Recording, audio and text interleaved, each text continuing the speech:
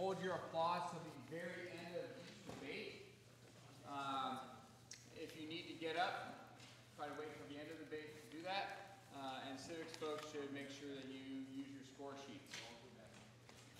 Okay, so without further ado, we're going to start with our first topic, which reads, Birthright Citizenship, automatically becoming a U.S. citizen by being born in the United States, is not included in the 14th Amendment and therefore can be changed by an executive order and/or act of Congress.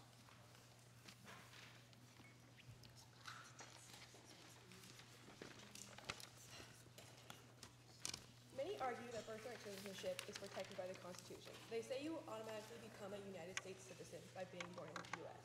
But we believe that this is not the case.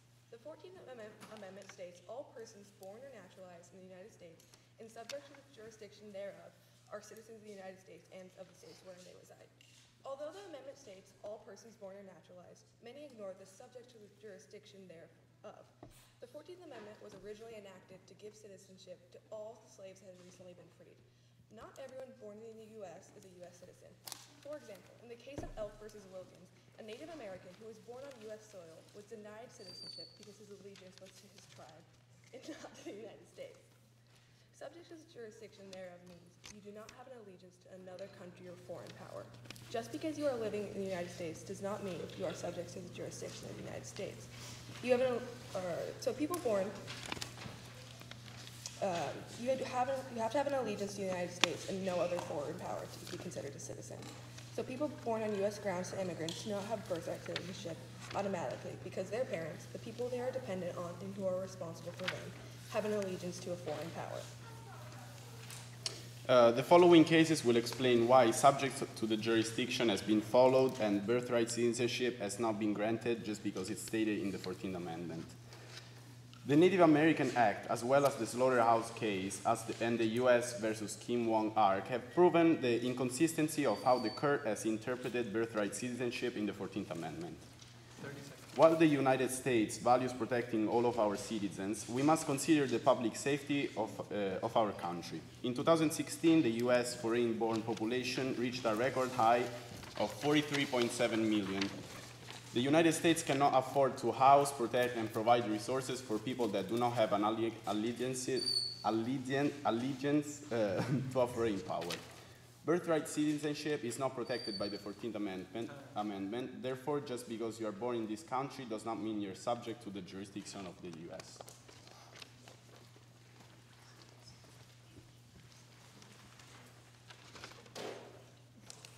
President Donald Trump said, "We're the only country in the world where a person comes in and has a baby, and the baby is essentially a citizen of the United States for 85 years, with all those benefits.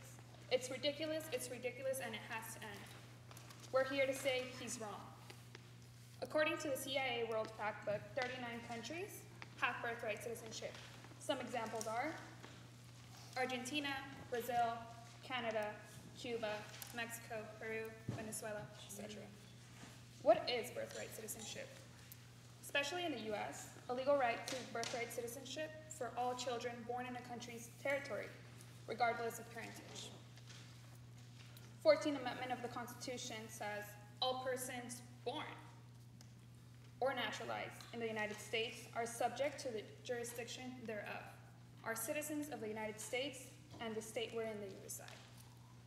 More than 150 years ago, the 14th Amendment guaranteed to all those born within the U.S. citizenship without regard of parentage, skin color, or ethnicity. We are a nation of immigrants, except for Native Americans, and even they may be descendants from earlier immigration. All of us have come here from abroad and are descended from those who did.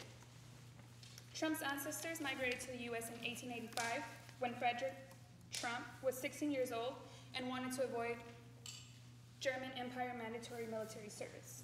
He's not the only one that migrated. Many people have over the years for different reasons. Some examples are to escape past or future persecution, to escape conflict or violence, to find refuge, refugee, being displaced, to seek superior health care, to escape poverty, to offer more opportunities to children, family reunification, for educational purposes, for jobs, business opportunities, and marriage.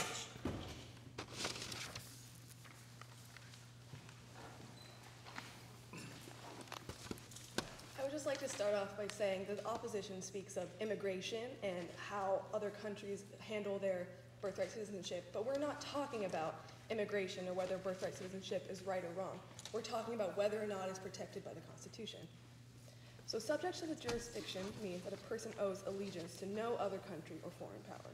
It is unacceptable to claim that children born to parents temporarily in the country, as students or tourists or immigrants, are automatically U.S. citizens. They do not meet the 14th Amendment's jurisdictional allegiance obligations. They are subject to the political jurisdiction and allegiance of the country of their parents. The same applies to the children of illegal aliens because children born in the United States to foreign citizens are citizens of their parents' home country.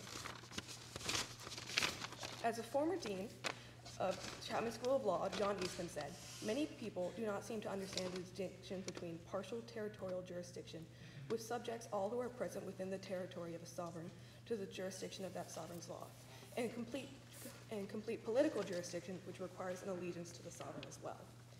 During the Elk versus Wilkins case in 1884, a Native American was denied citizenship because he owed immediate allegiance to his tribe and not the United States.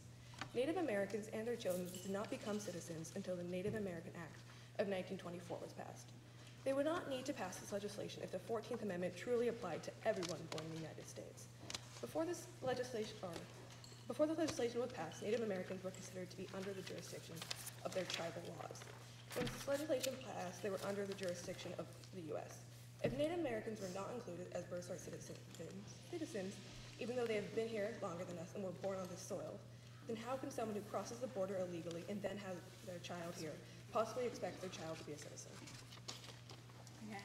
The 14th Amendment was directly written after slavery was abolished, within a year to secure the citizenship of slaves who were already here. During the Slaughterhouse case of 1873 regarding the monopoly that the Crescent City Livestock Landing and Slaughterhouse Company had on slaughtering animals in the New Orleans vicinity, Oez says the court held that the monopoly violated neither the 13th or 14th Amendments, reasoning that these amendments were passed with narrow intent to grant full equality to former slaves. Thus, to the court, the 14th Amendment only banned the states from depriving blacks of equal rights, did not guarantee that all citizens, regardless of race, should receive equal economic privileges by the state. Although all persons is not race-specific, why was the amendment enacted 1 year after the 13th Amendment to abolish slavery? And why did blacks not get equal rights if they were considered citizens under the 14th Amendment? If the parents are immigrants to the United States, they're subject to have to go back to their country of origin, but their children are considered citizens of the United States, not citizens of their parents' country of origin. This increases the likelihood of family separation, which is not beneficial and is traumatic to the parents and the children. How could birthright citizenship affect immigrants? 30 seconds left. A president or Congress cannot easily change the Constitution, but as everyone can see from the Supreme Court cases, birthright citizenship is not part of the amendment, in which it can be changed by more ordinary ways, including executive orders and acts of the Congress. The reason the president can do an executive order is because they can enforce the laws. Trump could argue that the laws have not been paying attention to the correct definition of jurisdiction, and now he can direct the immigration office to... Time? Sure. Okay. Definition of jurisdiction correctly. Birthright citizenship is not to be protected by the 14th Amendment, and it can be changed by the executive order. Presidents made birthright citizenship happen and implement under some cases, therefore presidents can undo it.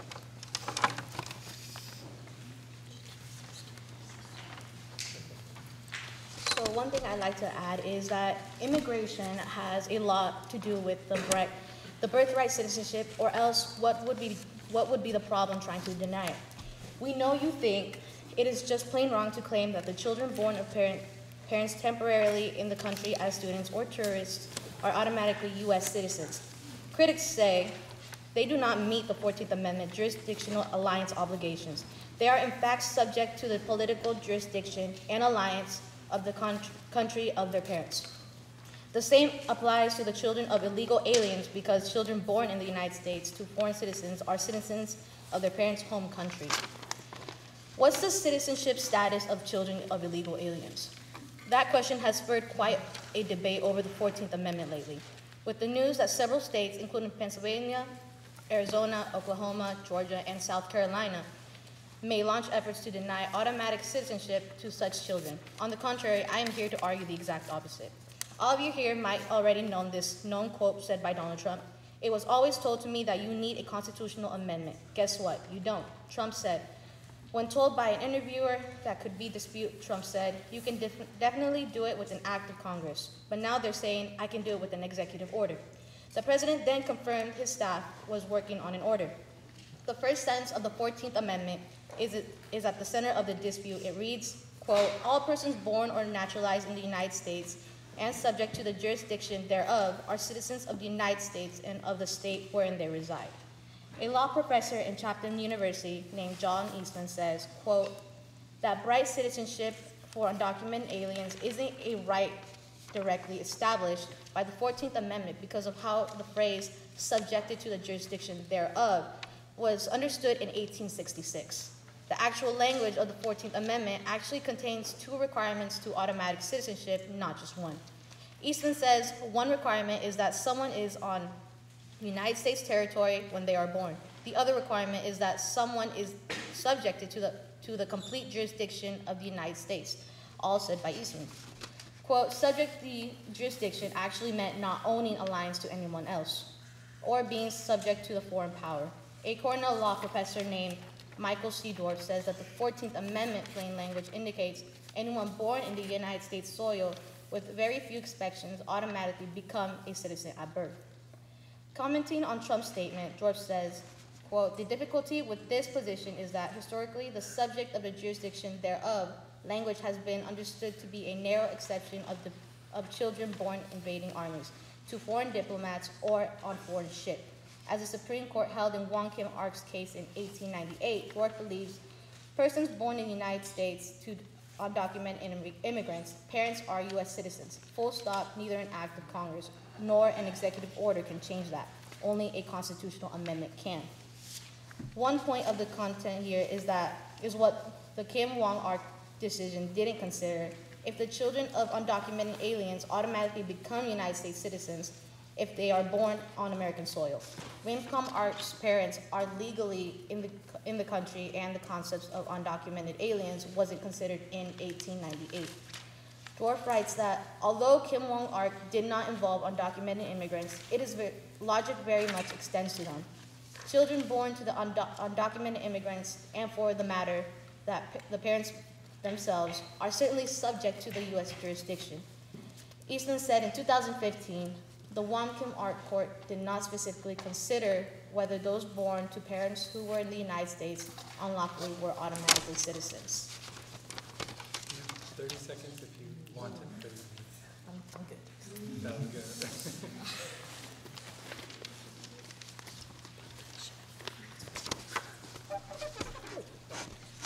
So as opposition mentioned, the case of U.S. versus Wong Kim Ark in 1898 was about a child who was born in the United States to Chinese immigrants. When he tried to return to the U.S. after leaving to go visit his parents in China, they denied him entrance because he was not technically a United States citizen. And while the court did rule that he was a United States citizen, they said this because his parents were here legally and he had lived here his entire life and owed a direct allegiance to the United States because they did not come illegally and his parents did not have an allegiance. This means that the Wong Kim Ark remains in the United States and has no obligations or allegiances to China. He's a United States citizen. Okay, so when the 14th Amendment states all persons, that is not simply referring to all people born in the United States. It applies to people born in the United States that have an allegiance to the United States. Just being born here does not mean you're a citizen. A citizen needs to have an allegiance to the U.S. As you can see from the cases mentioned previously, there's a large inconsistency in how the court rules on cases involving birthright citizenship. If birthright citizenship was really included in the 14th Amendment, there would not be this inconsistency in court rulings, because it would be explicitly defined. Since immigrant parents have a political allegiance to their countries, poorer countries need their people to strengthen their infrastructures and economy. There's 30 seconds. Birthright citizenship is not required by federal law or the Constitution.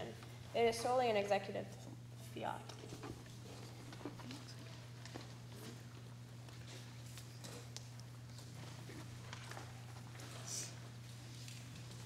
The definition of executive order is a rule or order issued by the president to an executive branch of the government and having the force of law. It is not okay for him to use an executive order to change the 14th Amendment because you can't change an amendment with an executive order. The way to change the Constitution. The Constitution provides that an amendment may be proposed either by the Congress with 2/3 majority vote in both the House of Representatives and the Senate, or by a constitutional convention called by 2/3 of the state legislators. Executive orders have been used to enhance rights, not take them away. Some examples are the New Deal. During the Great Depression, President Roosevelt signed many executive orders designed to create work for jobless Americans. In 1933, he used an executive order to create the Civil Works Administration. This created about 4 million new government jobs. The Emancipation Proclamation. This executive order freed all slaves living in states under Union control during the Civil War. Desegregation of the military. In 1948, after the end of World War II, President Henry Truman signed an executive order that officially ended racial barriers in the United States military. The words of the order were simple. There shall be equality of treatment and opportunity for all persons in the armed services without regard to race, color, religion, or national origin.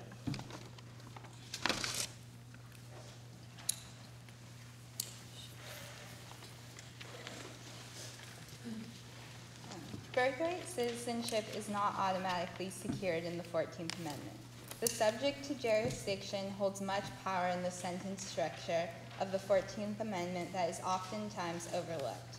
People who are born to immigrant parents are subject to jurisdiction and have political allegiance in other countries, therefore are not automatically citizens at birth.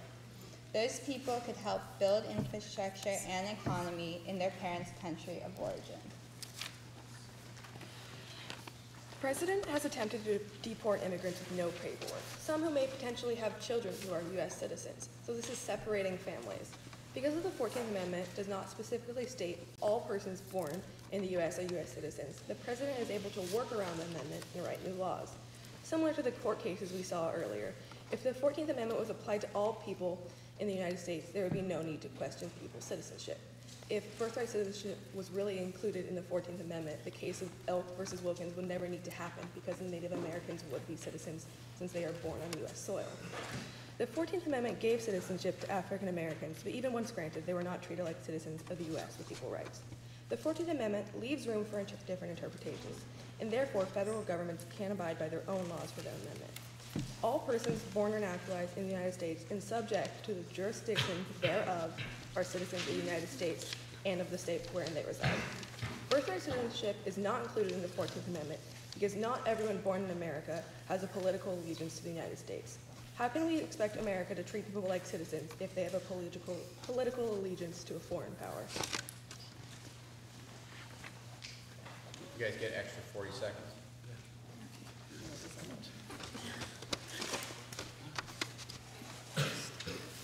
What President Trump is really doing is seeking to capitalize politically on fear of immigrants. He's seeking to divide people based on where they come from.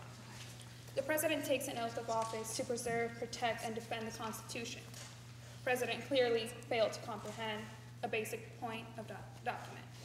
According to Article 1, Section 8, the Congress shall have power to establish a uniform rule of naturalization. National Geographically, many of the iconic American companies, including Apple and Amazon, were founded by children of immigrants. Apple, which was by Steve Jobs, his parents were from Syria. Amazon, Jeff Bezos, Cuban parents.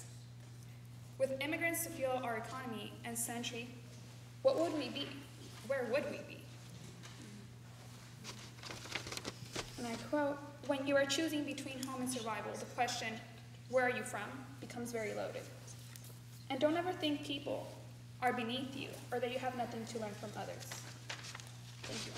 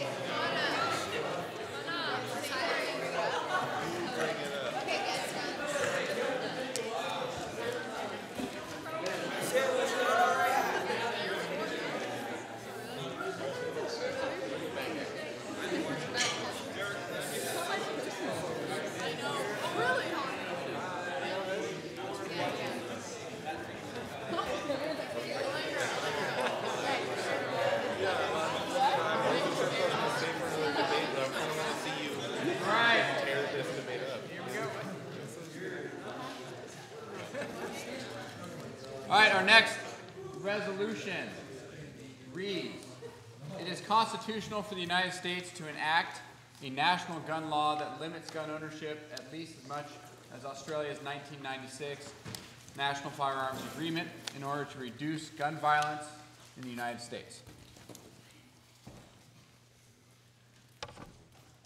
Gun violence has gotten out of hand recently. We have all heard about these events occurring. The Douglas High School shooting in Parkland, Florida, the Country Music Bar in Thousand Oaks, the Country Music Show in Las Vegas, and the Texas church shooting in Sutherland are just a few to be named. This tragic list goes on and on, with over 307 mass shootings in the U.S. in the last year alone, not to mention the estimated 342 people who are shot daily, whether it be murders, assaults, or suicides. What is the U.S. doing about this fast-growing epidemic? One solution to take into consideration is brought to us by Australia by way of the Australian Firearm National Agreement case. In 1996, in Tasmania, when the country faced their first mass shooting, the NFA immediately went into action to figure out a way to cut back any occurrences in the future. Since restrictions were put into place, there has not been a single mass shooting like the one in Tasmania. Strict gun laws have proven to make drastic differences in gun violence in a country and are capable of saving many lives. To put it into perspective, the murder rate in Australia is 1/5 the size of America's. Historically, the United States has put restrictions and bans on guns, such as the National Firearms Act in 1934 and the Federal Firearms Act in 1933. So more restrictions would not be out of the question and would not cause harm. Today, citizens all over the U.S. are becoming tired and angry with how the United States has not made any lasting, effective movements towards eliminating gun violence. Gun control movements have peaked recently after Parkland, sparking citizens all over the country to begin protesting.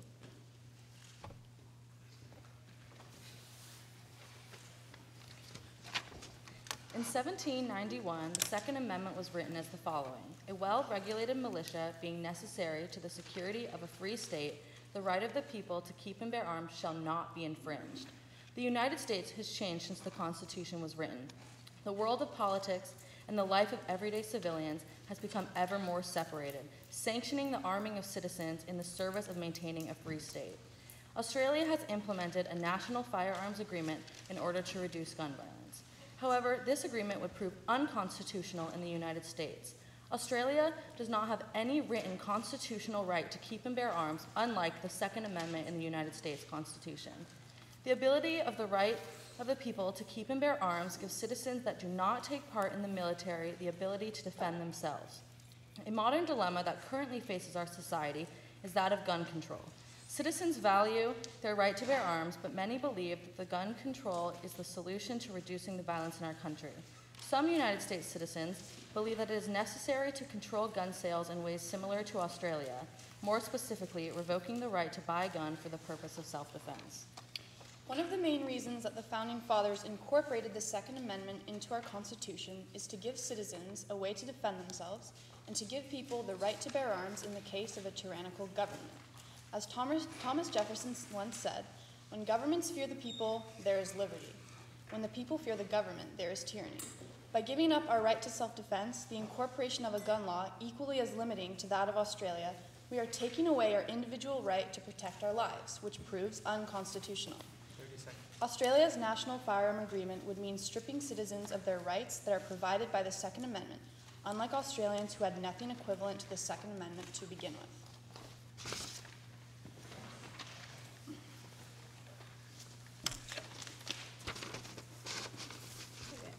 Yes, the Second Amendment states everyone has the right to keep and bear arms. It's been interpreted in a way that anyone can have any kind of gun they want and can do whatever they want with it, period. However, the Second Amendment does not state an unlimited right to gun ownership. This means that any additional restrictions and regulations on gun ownership could be added and it would not be violating your Second Amendment right. For example, look at the First Amendment, freedom of speech. This amendment can be interpreted as being your right to say whatever you want, whenever you want. However, we know there are obvious limits as to what you say and when you say it. Why shouldn't it be the same for gun laws? In an article by NPR, statistics were shown that between the years 2007 to 2011, only 0.9% of citizens reported to use self-defense by gun. A quote in this article states, "The average person has basically no chance in their lifetime ever to use a gun in self-defense, but every day they have a chance to use the gun inappropriately." More than likely, people aren't in the position of needing self-defense by gun. And most of the time, even if someone explains their self-defense story to police, it's still considered a crime on their part because they were in an escalated argument and felt they had no choice but to shoot rather than walk away, even if they were not physically in danger. I'm not saying all guns need to be banned entirely, but we're saying restrictions need to be put in place so that everyone is safe in and outside their homes. The quote, "Guns don't kill people, people kill people," is extremely relevant to our case. No matter how many gun restrictions one can put into law, somebody desperate enough will do anything they can to gain access to a gun. However, this too can be prevented. Many of the shootings that occur in the U.S. are due to young adults or young teens living in the home of someone who owns a gun. Hawaii's law in particular touches on this issue. Hawaii has the lowest gun violence rate in the U.S. This is due to various regulations such as background checks and having to have strict gun licenses to require guns in the state. An important law Hawaii has added to these gun laws is called the Child Access Prevention. This law states that anyone with a child under the age of 16 cannot store guns on their property. Guns have a time and place in the home, and with children specifically, they are not necessary. In the court case of Columbia versus Heller in 2008, the Supreme Court case held that the Second Amendment protects an individual's right to possess a firearm, unconnected with service in a militia, for traditional lawful purposes such as self-defense within the home. And the District of Columbia's handgun ban and requirement violated this. Justice John Paul Stevens' dissent to this ruling was this, that the militia preamble and exact phrase, "to keep and bear arms," demands that the Second Amendment touches on the state militia services only, and that the court has not considered other gun control laws, such as the National Firearms Act, unconstitutional. Another dissenting opinion is from Justice Breyer, whose dissent looks to early fire safety laws that forbid the storage of gunpowder. He argued for the public safety, quoting that guns were responsible for 69 deaths in the country each day.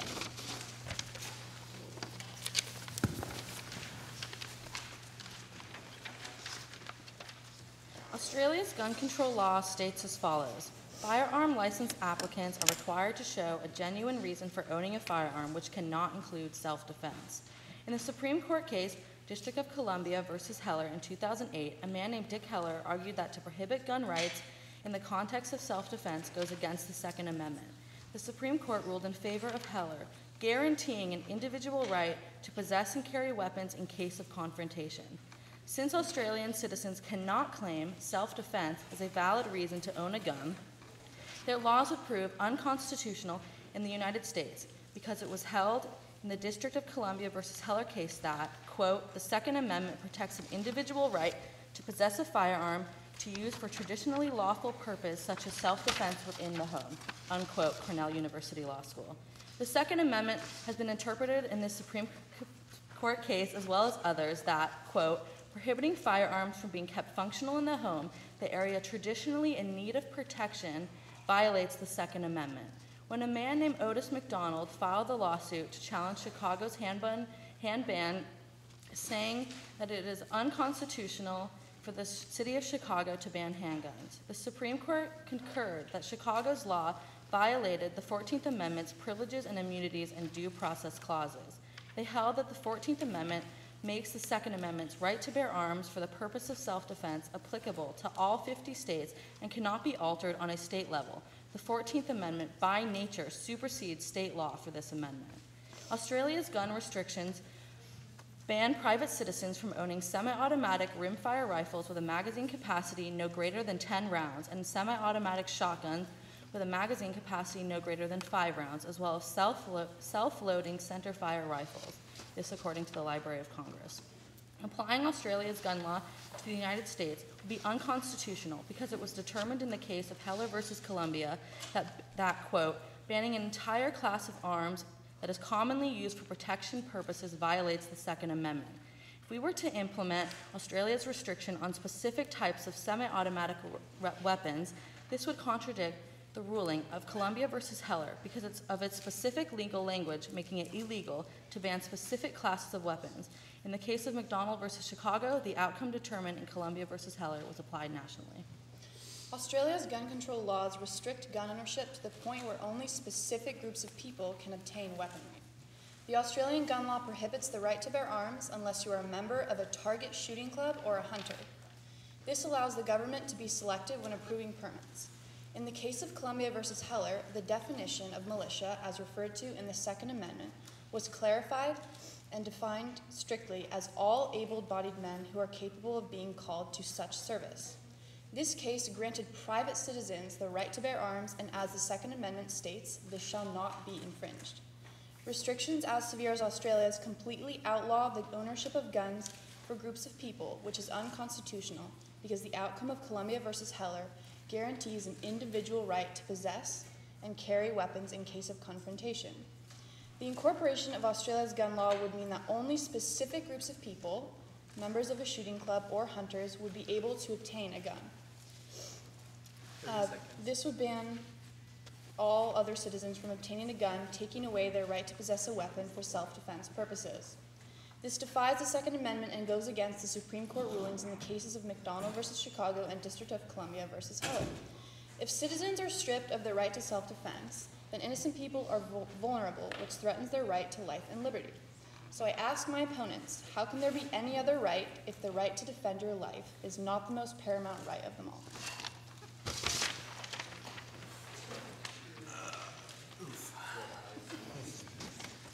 Alrighty.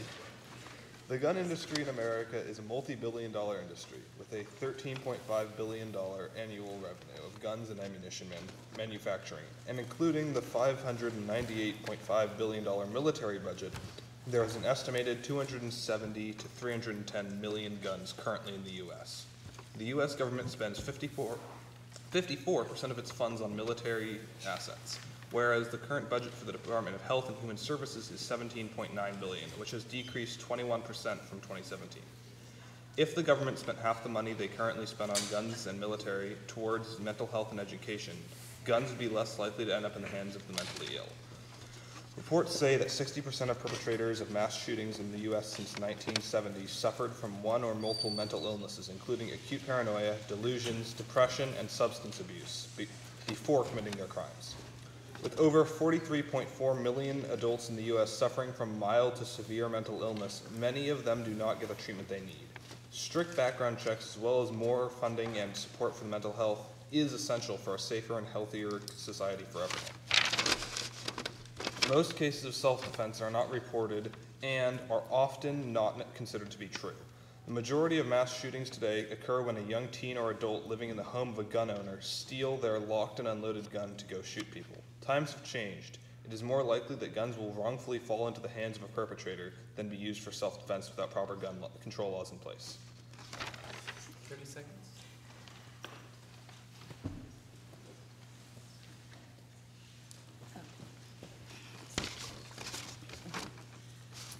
Dissenting opinions are not valid arguments because they are not binding by law. The only binding law is determined by the result of Supreme Court cases, not the arguments presented in them.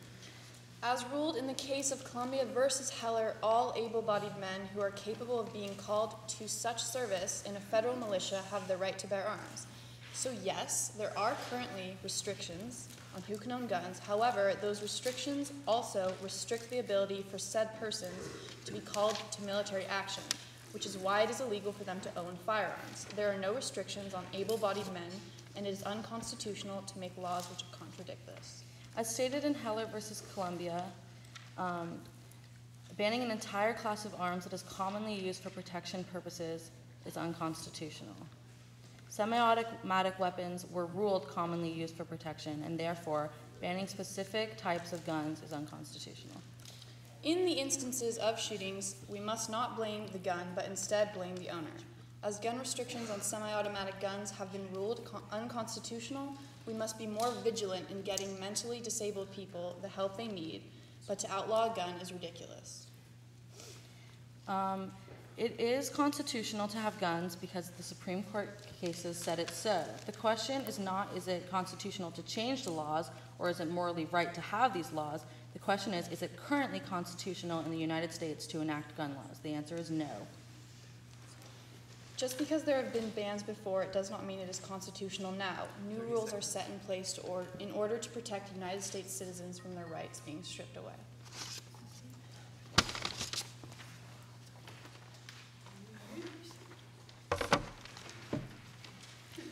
It has not been found true that the more guns in the world, the safer we are. It has actually been proven opposite, whether it be homicides or suicides. Statistics have shown that states with more guns tend to have far more gun deaths. With the increase of gun manufacturing currently, gun laws are becoming more and more necessary. Not all guns need to be banned, however, restrictions need to be put into place. We have shown evidence with all of our reasons as to why we should add gun restrictions to the law. Imagine being one of the victims of a mass shooting and watching everyone around you shot by one person. Imagine how you would feel if you knew that no rules were changed and again witnessed another shooting. How many mass shootings will it take before our eyes will be open to the reality that are gun rights?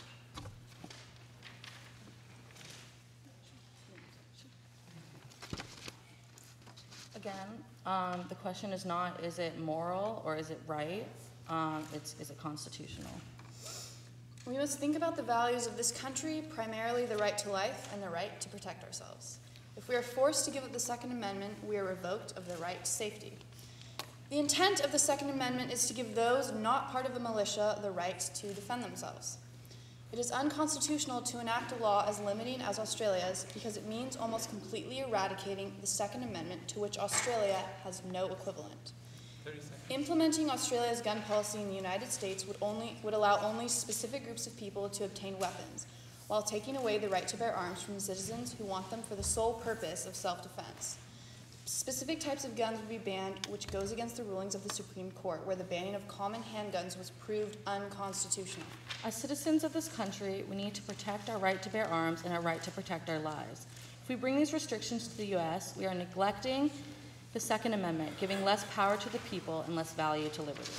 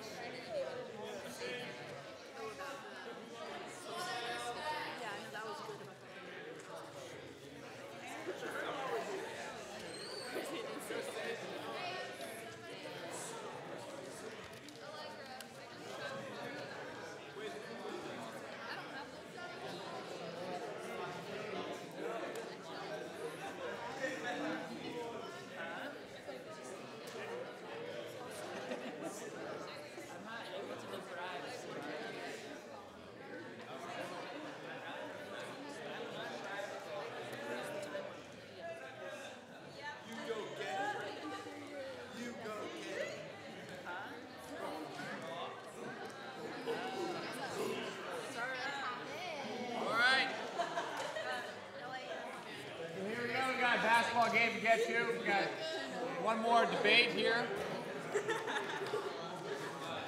And our final debate today.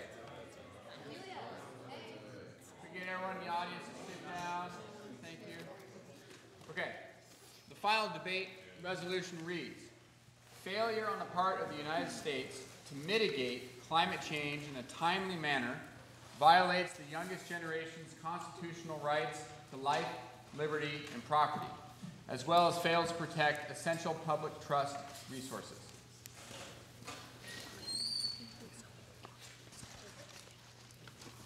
Throughout the decades, there's been a considerable growth in CO2 emissions worldwide. The consequences of this disturbance to the natural balance has been predicted to fall within the lives of the youngest generation. The harsh consequences primarily have been caused by preventable issues and prove that the government has abdicated its public trust duties by neglecting and violating the federal public trust doctrine. In the Juliana v. United States case that is currently not yet in the courts, a group of young citizens state that the youngest generation's constitutional rights to equal protection and due process is being violated, as well as their right to a livable climate system. The Fifth Amendment's Due Process Clause states that no citizen shall be deprived of life, liberty, or property without due process of the law, therefore obligating the government to acknowledge the claims of the youngest generation. It is the government's obligation to ensure that the negative effects of climate change on society are mitigated in time to prevent irreversible damage. The government's failure to prioritize the mitigation of greenhouse gas emissions highlights the economic ties it has with the fossil fuel industry. The majority of people who are benefiting from mass amounts of carbon emissions won't be around anymore to experience the harsh consequences. By the time this is considered a more valuable issue, it will be too late to reverse the damage already caused to the Earth's atmosphere. Due to the younger generation's inability to have a vote, it is only fair that the government maintains a safe and livable environment for them in the future. This generation's future should not be limited by past mistakes of a government who doesn't care for the lives of its own people. Although solving climate change is a global issue, if we have been aware of the harms it is causing, then why hesitate to act on it?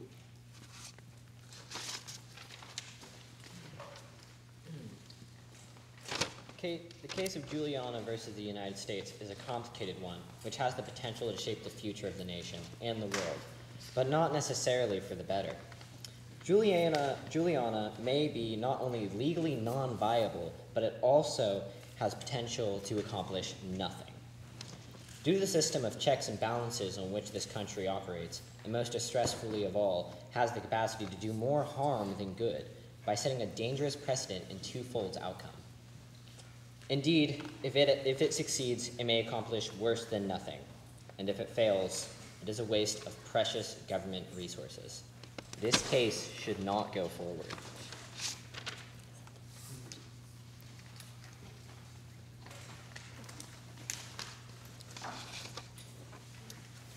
Increased world population and the spread of fossil fuel generated materials is leading to the overproduction of materials. This then leads to the increased fossil fuel emissions. There is a higher demand for coal, oil, gas, and other fossil fuels with a continuous glorification of the first world lifestyle. CO2 emissions are 12 times what they were at the beginning of the 20th century, due to the world population growth from 1.6 billion to 6.1 billion in that period of time. These alarming statistics prove that climate change is directly correlated with population growth and in fact exists. As the population increases, so does the risk of deadly climate change consequences such as increased storm severity, wildfires, famine, and drought, among other natural disasters. In the court case, Massachusetts versus the Environmental Protection Agency, Massachusetts was able to sue the EPA for failing to regulate CO2 and other gas emissions created by motor vehicles. The court ruled in favor of Massachusetts with a 5-4 vote, deciding that the EPA was required to regulate these emissions based on the Clean Air Act. The Clean Air Act states that Congress must regulate any air pollutant that can reasonably be anticipated to endanger public health welfare.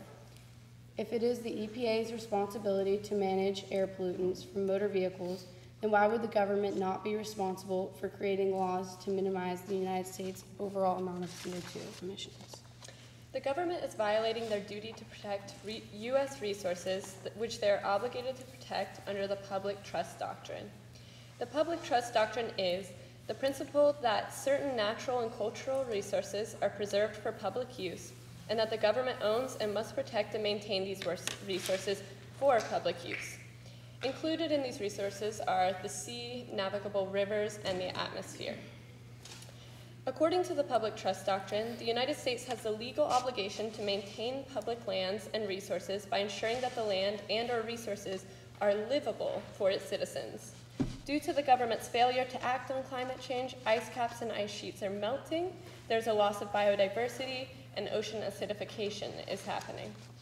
In Mark v. Whitney in 1971, the owner of a section of tidelands believed that he had the right to fill and develop the lands. But the defendant argued that a portion of the lands were his and that his property was protected under the public trust. The public trust doctrine allowed the land to be preserved in its natural state, which cannot be violated by private actions. The case was ruled in favor of the defendant, stating that he had the right to protect his private property from private violations. Water is a valued resource, especially as the projections for the future see a drier and a warmer planet. Currently, the 5 states bordering the Gulf of Mexico, Florida, Alabama, Mississippi, Louisiana, and Texas, have suffered the most from the consequences of climate change. Increased storms have eradicated entire towns, pollution from the Gulf of Mexico has reduced biodiversity, and due to sea level rise, many coastal wetlands have been lost. Over 300,000 citizens across the coast would be displaced from their previous homes by the beginning of the 22nd century, according to award-winning author of Rising, Elizabeth Rush. So I ask you, is it not the government's responsibility to protect such a significant amount of people from the devastating effects of rising sea levels when the results could be visible so soon in the future? Firstly, I'd like to refute a couple things, and then Hunter will continue. So the public trust doctrine historically has only applied to waterways and land that overlaps with waterways, which was mentioned by the opposition, but I felt it a good thing to point out. And secondly, the atmosphere and damages to it are something shared by the entire world, and that falls under generalized grievances, which are prohibited in court. Hunter, take it away. So the actual standing of this case, according to courts, procedures, and rules, is unclear. There's no specific harm or injury to a person, and no one is asking for compensation. For example, in a natural disaster, if you or your property is injured, there's no one you can sue for compensation. In this situation, many people are being affected, not just the individuals. Yes, we all know climate change is definitely affecting everyone, but it is not something you can sue the American government for because it's a global issue. In the Juliana case, if the facts presented cannot bring the court to a conclusion that the defendant is responsible, then it doesn't have facial plausibility. Blenheim is a case where a suit happened against oil companies. It was struck down because the link to the company's policies were weak, and you cannot bring out the injuries of the plaintiffs. On a related subject, Juliana versus the United States has a strong potential to make it to the Supreme Court, and if it reaches there, a very dangerous precedent for future, more powerful suits could, a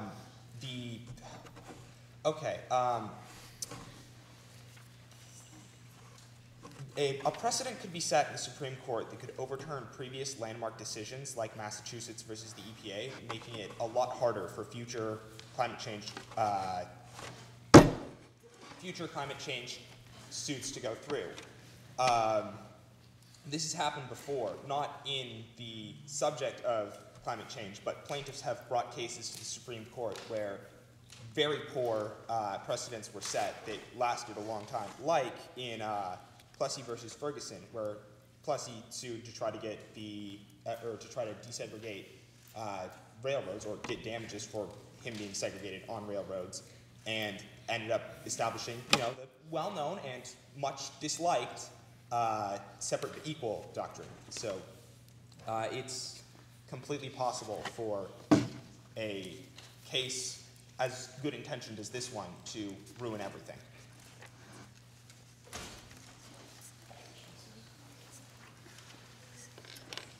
So you mentioned that court is not the place to handle this kind of issue, but court is exactly the place for a case or issue like this.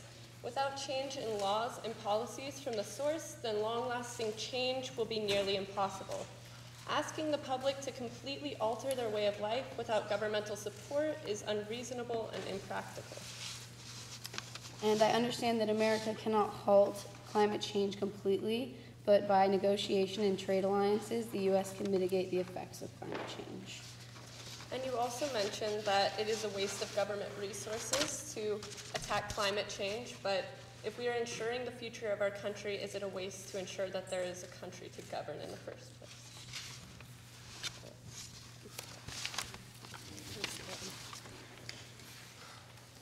To clarify, we were arguing that it was a waste of government resources to pursue this case, not to attempt to halt climate change.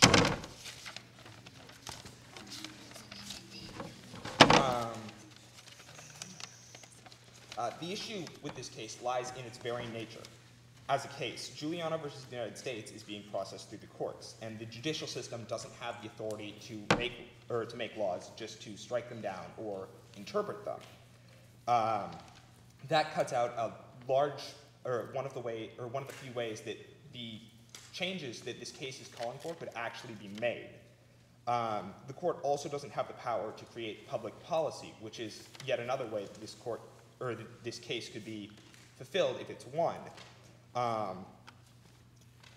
The only really viable thing that the court could do would be to rule that laws passed by the U.S. should in some way benefit the climate, and that's just a real slippery slope to go down. Who says that, hey, sure, the Green by 2025 policy, sure, it affects the climate in a positive way, but is it enough? You could interpret that as, no, it's not enough. It's not going to save the world on its own, so that could be struck down. Really, the only two surefire ways to get this passed are to either have the plaintiffs themselves offer or suggest a public policy or suggest a bill. Neither of these options has to be done through a court, and in fact, the only thing that this case is really doing is acting as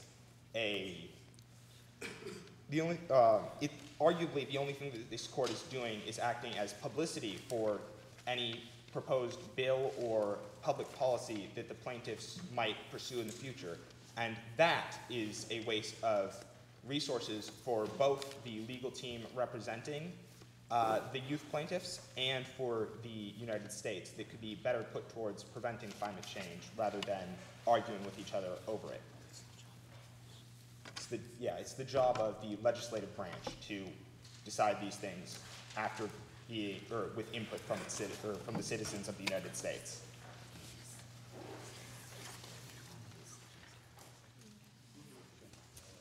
Ultimately, we are putting the lives of our future generations at risk by failing to maintain a safe environment for living. This puts their lives in jeopardy, and it is unfair not to give every single person equal opportunity to life, liberty, and property. By ignoring these constitutional rights, we pave the way to ignore our other rights as citizens of the United States and allow the government to take complete control over our future and the next generation's future. The earth could eventually become an uninhabitable place, which would make the government useless in protecting and providing for its people. Failing to mitigate climate change will only become a bigger burden over time. Putting off this issue is setting up the future for failure from all standpoints. It will harm the United States economically, globally, and create an unlivable environment.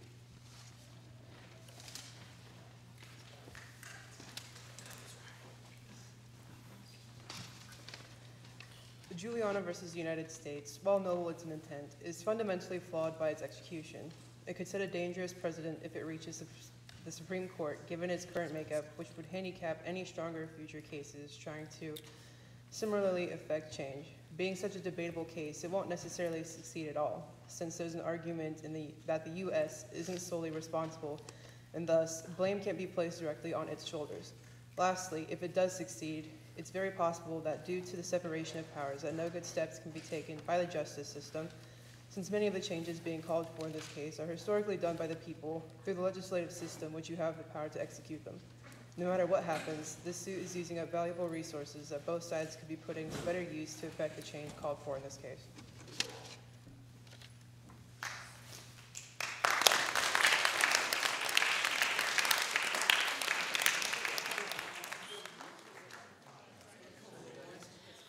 All right, hang on, guys. Hang on. A couple of announcements. We've been doing this for a long time, and over a course of many years, this was a fantastic representation of both classes. So I just want to give a round of applause to all the debaters today.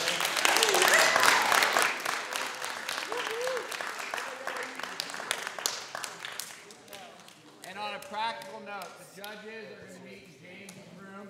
If I could get some community school students to head up the transferring of couches into my room and setting this back up, and Marshall students can work on getting his equipment put away. Can I give you these? Yeah. Or should I? Put your name on a stapler.